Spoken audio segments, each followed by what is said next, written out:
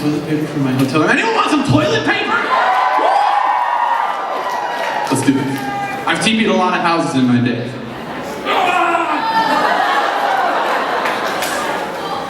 Perfect. Yes, keep it going.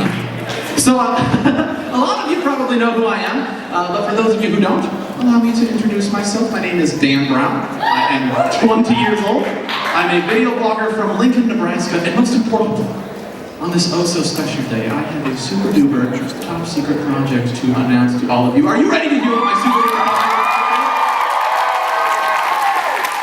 is? Well, too bad, because I'm not ready to tell you what it is just yet. So if a genie was to come up to me right now and say, Dan Brown, I have invented this new technology which will allow you to plant your existence at any point on the entire space-time continuum that you choose. You can live at any time period that you want. I would say, Mr. Genie, I really do admire the technology that you've invented. I really do appreciate the fact that you thought to come to me first, but I'm going to have to respectfully decline because I live in the year 2010. And the year 2010 is one of the coolest years, the coolest year we could possibly live in. We are a privileged generation. We have witnessed the birth and the rise of the single most important invention in all of human history, and that is, of course, the internet. As a result of the internet, more people from more places are connected to and interacting with more other people from more other places than ever before in all of human history. And I mean, I know we all know that. I know we tend to take that for granted, but just stop and think about that for a minute. I mean, that has huge implications for politics, has huge implications for business, has huge implications for, wait for it, media. So with that established, it's no secret that I have a secret project, and it is no longer a secret that my secret project is called Dan 3.0. And I want to explain to you what Dan 3.0 is today, but before you can understand Dan 3.0, it's important that you also understand what Dan 1.0 and Dan 2.0 are. So, without further ado, Dan 2.0 is a story that if you have been following me for a while, you're probably at least somewhat familiar with. It would have been 3 summers ago, and my friend Brent posted on my Facebook wall, hey Dan, you want to teach me how to solve the Rubik's Cube sometime? It was fairly common knowledge in my high school that I knew how to solve the Rubik's Cube, so I said, yeah, sure, I taught a few people before. But just a couple months before Brent posted on my Facebook wall, it was my birthday. And for my birthday, I got my first ever digital camera. And it wasn't even a video camera, it was just a still camera with a video function. But I figured, just make a video. And that way, if anyone wants to know how to solve the Rubik's Cube from me in the future, I can defer them to that, it'll be a lot easier on everybody, whatever. So the next day, I made the video, and in my video editing experience, ties into pogoing, because I made a few pogo sticking videos to share with my friends. So that's how I knew how to edit video. And so I made the video the next day. I uploaded it to YouTube, not because at that time I had any particular affinity for YouTube, but just because that was the easiest place to upload a video. And I went to bed. The next morning, I logged on, and I saw that my Rubik's Cube tutorial had 35,000 views. My first thought was, geez, Brent must be in a lot of trouble. No, seriously. My Rubik's Cube tutorial was in the process of going viral, and it did. It went viral. Today it has somewhere close to like 15 million views. I don't even check that. But yeah, a lot. And it was the boost I needed to start my video blogging career. Unfortunately, back then, I didn't really realize that though. I just thought, cool, people really like my video. It wasn't until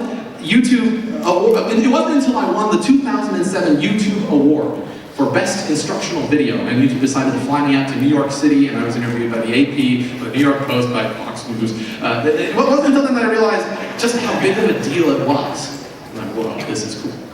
So when I got back to Lincoln, I made, for the first time, a conscious decision that I was going to try. I was at least going to try to turn video blogging into a job. Because I didn't have anything to lose. I was still in high school. I was living with my parents. I mean, if it didn't work out, I could always just get a crappy job, working flipping burgers. No offense to people who flip burgers, by the way. So I did, and it worked. I began posting videos regularly, and I tried a lot of different things back then.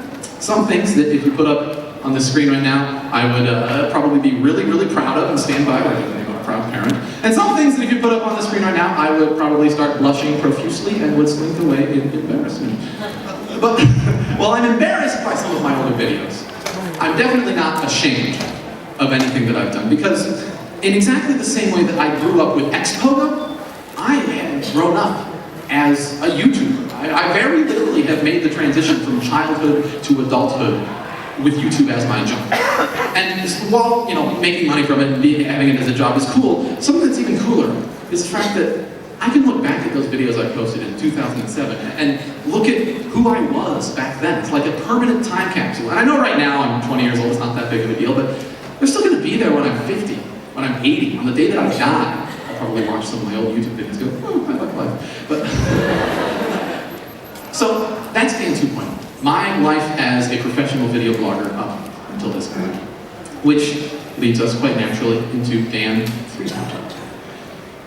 One of the many cool things about being a video blogger, about doing what you love doing and being your own boss, is that there's no set time as to when you have to be working and when you get to be playing. It all kind of meshes together, and you have a lot of free reign to figure out what works best for you. And one thing that I have found works really well for me are 2 a.m. brainstorming sessions while sitting half naked in my bed with a Snuggie and my laptop.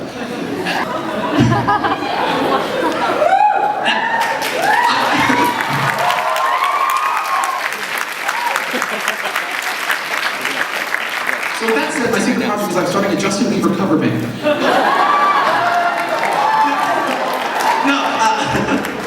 I don't have an answer to those first 3 questions, but I do have an answer to that last question. And that answer is, I have no freaking idea. But we're gonna find out. Starting on August 2nd, for 1 year, I am very literally putting complete control of my life in your hands. And in order to make this project a reality, Dan 3.0, which I consider to be just as much a social experiment as it is a project, I've teamed up with a truly visionary company in this new media landscape, Revision 3. And we're working with them right now to design what we refer to as the decision engine, the website that's going to allow you guys to collectively decide what it is that I should be doing on a daily, weekly, and monthly basis. And the way that the decision engine is going to work is pretty simple. There are going to be 4 different dig-style hierarchies where users can submit ideas as to what they think I should do, and other users can vote those ideas either up or down based on whether they like them or dislike them.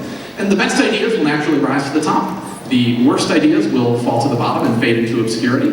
And those 4 lists are, there's one for short-term daily goals, one for medium-sized weekly goals, one for big monthly goals, and another, my favorite list, for technical changes to the project.